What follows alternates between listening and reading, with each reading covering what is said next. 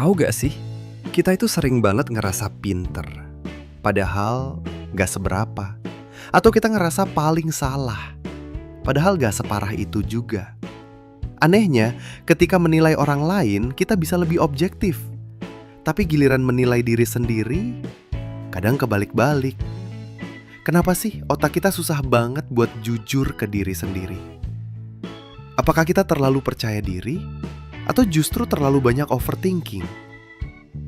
Hari ini kita bahas tentang bias berpikir, penilaian diri, dan kenapa kamu gak sendirian kalau sering ngerasa aneh sama pikiranmu sendiri. Kenapa kita ngerasa kita paling tahu diri kita sendiri. Otak kita didesain untuk mengutamakan persepsi internal. Kita dengar pikiran kita 24 jam sehari. Kita tahu perasaan kita, kekhawatiran kita, motivasi kita. Tapi justru karena itulah kita terlalu dekat dengan diri sendiri untuk bisa melihat secara objektif. Seperti pepatah, kalau mata kamu terlalu dekat sama lukisan, kamu gak bisa lihat bentuknya secara utuh. Kita cenderung ngasih alasan internal untuk kesalahan kita, tapi ngasih penilaian langsung untuk kesalahan orang lain. Contoh, kamu telat, alasannya macet. Kamu merasa jawaban kamu udah paling benar. Orang lain telat, pasti gak bisa ngatur waktu, padahal kena macet juga. Salah satu bias paling umum adalah self-serving bias. Kita cenderung ngakui keberhasilan sebagai hasil kerja keras, tapi kalau gagal, nyalahin hal di luar diri.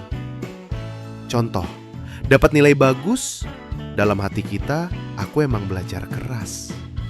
Dapat nilai jelek, perasaan kita, dosennya gak adil nih pasti. Ini bukan karena kamu sombong, tapi karena otakmu lagi berusaha melindungi rasa percaya dirimu. Kalau kamu terus-menerus nyalahin diri sendiri, kamu bisa stres dan ngerasa gak berharga.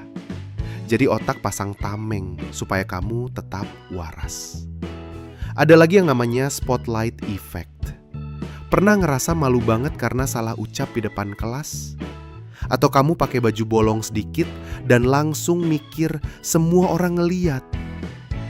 Nah, itu dia spotlight effect. Kita ngerasa dunia ngeliatin kita terus.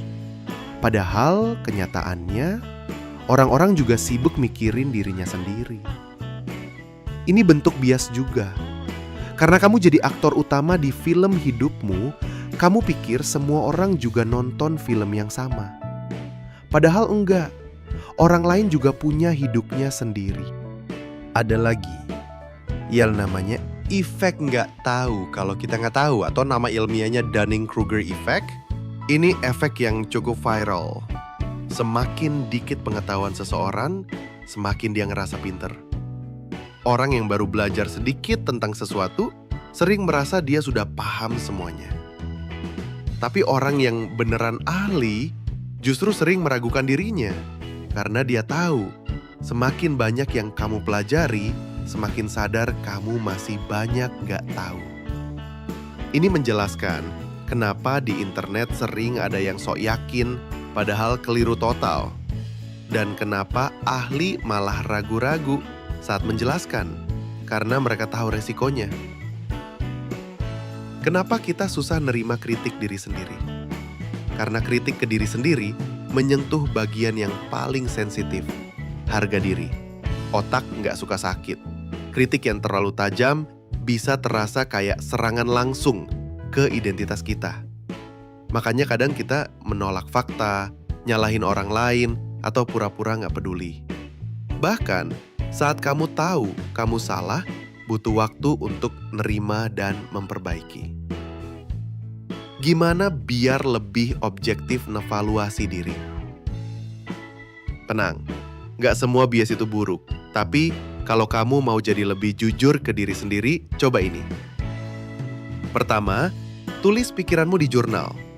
Cara bagus untuk mengeluarkan isi kepala dan baca ulang secara objektif. Kedua, minta feedback dari orang dekat.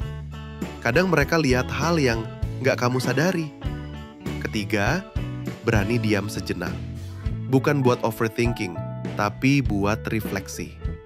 Objektif itu bukan berarti kejam, tapi adil. Adil sama diri sendiri, sama dengan bisa berkembang tanpa harus menyiksa diri.